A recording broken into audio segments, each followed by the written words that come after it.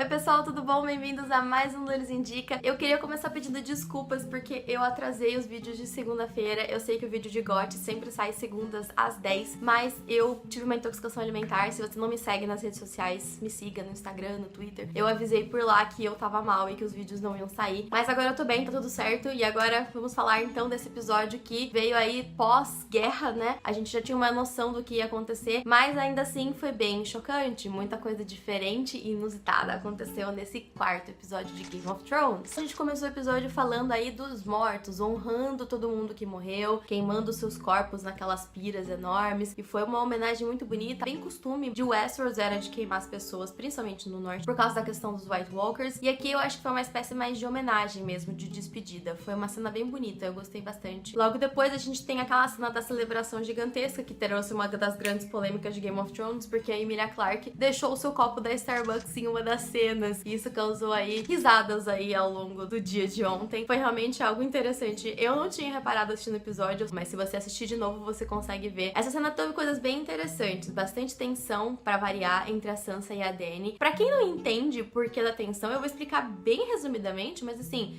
lembrem que quem era o pai da Daenerys, ele era o Rei Louco, que foi antes do Robert Baratheon. Ele era o rei, ele queimou e matou muita gente porque ele começou a enlouquecer achando que ele era tipo Messias e que todo mundo queria matá-lo, porque ele era o escolhido pra salvar e libertar o mundo. Só que em algum ponto ele começou a delirar muito, acreditando que todo mundo tava se voltando contra ele, que todo mundo era o inimigo. E quando isso começou a acontecer, o pai do Ned Stark, né, e o irmão dele, então o tio e o avô das crianças Starks, foram lá pra King's Landing falar: ô, véi, você tá surtando. E aí, o que ele fez? Matou os dois. Então, assim, é um histórico ruim entre a família dos Stark e os Targaryen. Ele ia queimar King's Landing inteiro, esse era o plano do Rei Louco, tanto que lembra que a Cersei usou as coisas que estavam escondidas pra explodir, que ele tinha deixado pela cidade na quinta temporada pra explodir o Scepter de Baelor. Então, assim, muitas coisas sobre o Rei Louco são assuntos delicados em Westeros. Então, existe essa tensão, mas também existe o fato de que a Sansa acredita realmente de que o Jon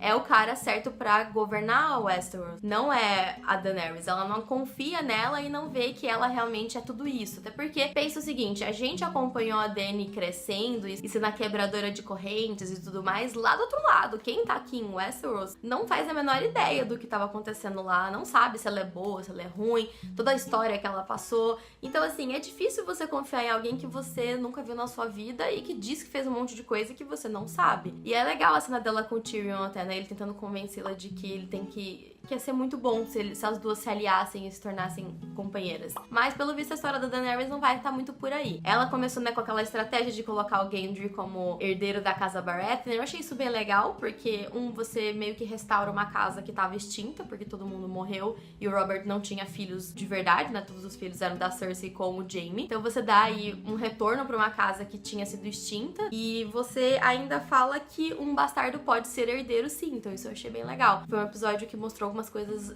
interessantes aí do ponto de vista da Dany. Mas ela realmente não é uma pessoa muito tradicional. Falando em termos de ser herdeira, ela seria a herdeira legítima no caso de não existir mais ninguém e se aceitassem o fato dela ser mulher, porque na verdade é assim, herdeiro é homem. No caso, todo mundo da família Targaryen morreu e só sobrou ela, então ela seria a herdeira legítima. Só que agora com essa história do Jon Snow, isso começa a complicar, até porque ele é visto, né, como mostra bastante durante o banquete, como um herói. Ele é visto como o cara que fez de tudo pra salvar todo mundo o tempo todo. Ele morreu, ele voltou. Então ele tem tudo isso trabalhando a favor dele contra ela, que veio de outro lugar, que é uma estrangeira. Cara, ele tem apoio da galera que mora pra lá da muralha, entendeu? Que é uma galera que nem entrava em contato direito com o pessoal de Westeros. É difícil você falar que ele não tem mais apoio do que ela. É bem óbvio e ela sabe disso e não tá nem um pouco confortável com isso. Foi um episódio bem focado nesse ponto político, dessas discussões e de tudo isso que tava acontecendo. Outras coisas aconteceram também em paralelo, né? Como, por exemplo, a cena que tá conectada com isso. A cena dela pedindo pro Jon Snow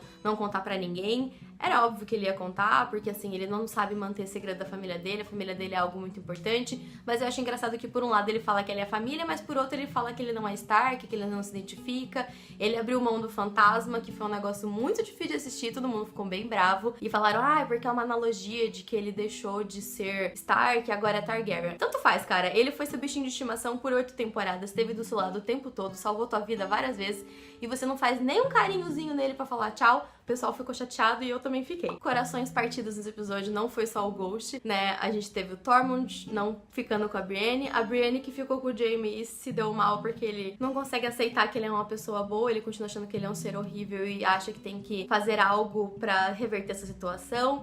A gente teve o Gendry que tentou pedir pra Arya. Ai, gente, ele é muito iludido. Só ele pra achar que a Arya ia largar a vida de assassina que ela adora pra virar lady num castelinho com ele. A gente teve a Arya indo embora com o cão. A cena dela com o cão foi muito legal. Quero ver se ela vai terminar a lista dela, né? Será que é ela que vai matar a Cersei? Será que vai ser o Jaime? Porque os dois agora estão indo pra King's Landing. Então existe aí essas duas possibilidades. E se não for outra pessoa também, né? Tivemos excelentes cenas do Varys com o Tyrion. Eu adoro as cenas dos dois discutindo. Eu acho que são cenas bem Game of Thrones, assim. Aquela coisa de traição, quem é o melhor, quem é o pior. Eles levantaram vários questionamentos que os fãs já debatiam e eles colocaram bem as cartas na mesa de tipo, meu, o Jon Snow não vai casar com a tia dele, isso não é normal no norte. Então assim, eles já estabeleceram algumas coisas que devem acontecer aí nos próximos episódios. Tivemos também mortes importantes nesse episódio, porque o Rhaegar morreu. No episódio passado rolou a discussão de se ele tinha morrido ou não, e aí todo mundo tava em dúvida, e no final ele morreu sim. Cara, mas foi nesse episódio. Gente, coitado, ele parecia um pombo. Falaram isso e eu achei muito verdade, parecia que estavam matando um pombo. Eu fiquei com muita dó, e assim, foi sofrido. E Daenerys realmente ficou brava, ela ficou muito brava. E pelo menos isso, porque na temporada passada, quando o Viserion morreu, todo mundo ficou meio, nossa, parecia que ela não tava se importando muito. E deu pra perceber que a guerra, ela ficou bem pé da vida. Tanto que ela foi pra cima da Cersei com tudo, né? Tentando seguir um pouco a orientação do Tyrion, mas ela tava bem brava. Aliás, disseram que a Emilia Clarke atuou muito mal, mas eu achei que ela tava perfeita. Ela tava com uma cara de, nossa, mano, ela queria socar. Se ela pudesse pegar a Cersei e socar, ela teria socado. Ainda mais depois que ela mata a Missandei. Tipo, era óbvio que ela ia matar a Missandei. A partir do momento em que ela foi levada, a gente sabia que isso ia acontecer, porque a Cersei não é água com açúcar, entendeu? Então assim, eu não sei o que vai ser do próximo episódio. Parece que a batalha tá se armando. Não sei se vai ter uma batalha já de fato no próximo episódio, ou se vai ser mais uma elaboração do que vai vir a acontecer no último. Mas tem só mais 2 episódios e a gente fica aqui curioso e especulando o que será que vai acontecer. Mas assim, Tyrion, sério, cara, toda vez você tenta julgar e falar pra sua irmã, usa seu coração, para de ser ruim, eu sei que você não é tão ruim assim. Ela é ruim, cara, aceita. E eu espero que agora ele finalmente entenda isso, porque a Daenerys já tá cansada do Tyrion achar que a Cersei vai mudar de lado e ele não vai. Isso não vai acontecer, cara. De longe, a Cersei ama ser rainha e ela vai ser rainha, a não ser que alguém mate e tire ela do trono à força. Mas é isso, pessoal. Esse foi mais um episódio aqui do Lures Indica. Se você é novo aqui no canal, deixa de curtir, de se inscrever e de compartilhar a palavra do Lures Indica. E muito obrigada por acompanhar mais esse vídeo. Desculpa o atraso. Um abraço e até a próxima.